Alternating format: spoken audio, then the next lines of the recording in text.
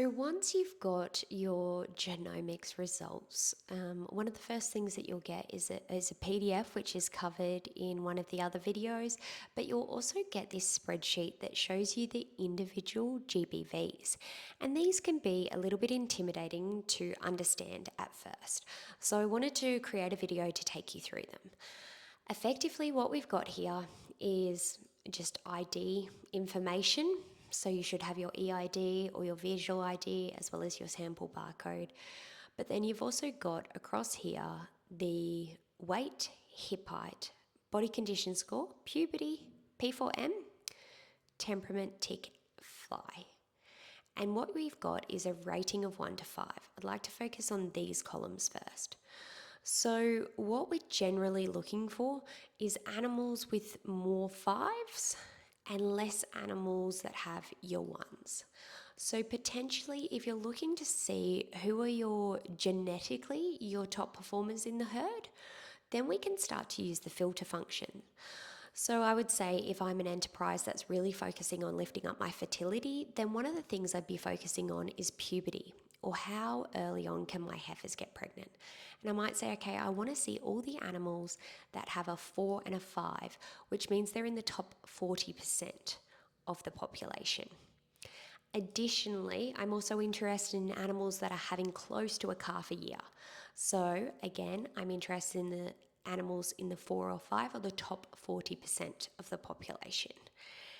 And then I might come over and go to body condition score and say, you know, we're in a harsher environment. I really need animals that are going to hold on to their condition.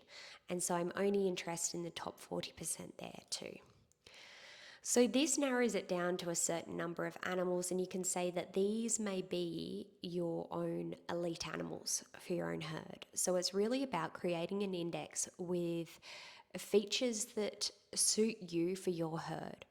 You may have a particular interest in not having too taller cattle or too shorter cattle, so you take those out of your selection. And then you can go through and go, look, these are really our ideal animals for our top 4 traits. We're looking for animals that have fantastic puberty and P4M, that have decent body condition score, and have marginal hip height. We're looking for nothing too tall or too short.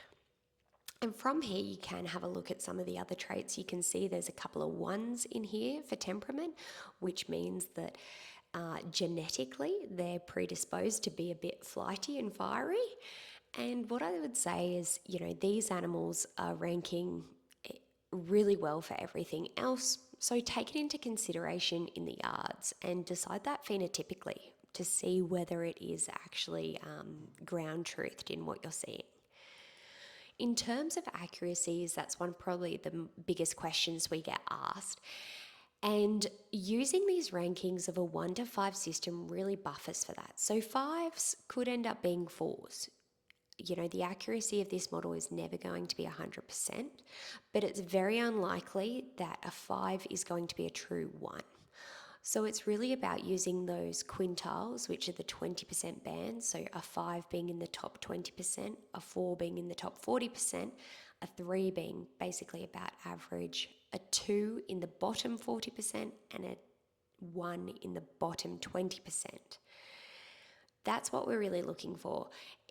Over here, we have rankings of 1 to 100, and these are particularly useful when you've got 5s across the board or 4s across the board, and you have to make a bit more of a distinguishing fact. But ultimately, if you're trying to choose between an animal that's got a 65 and a 64, it's not accurate enough to be able to determine the split between those, and you may as well flip a coin. So that's one of the ways to really select your top performers across traits, and I'll make another video about how to select your bottom performers.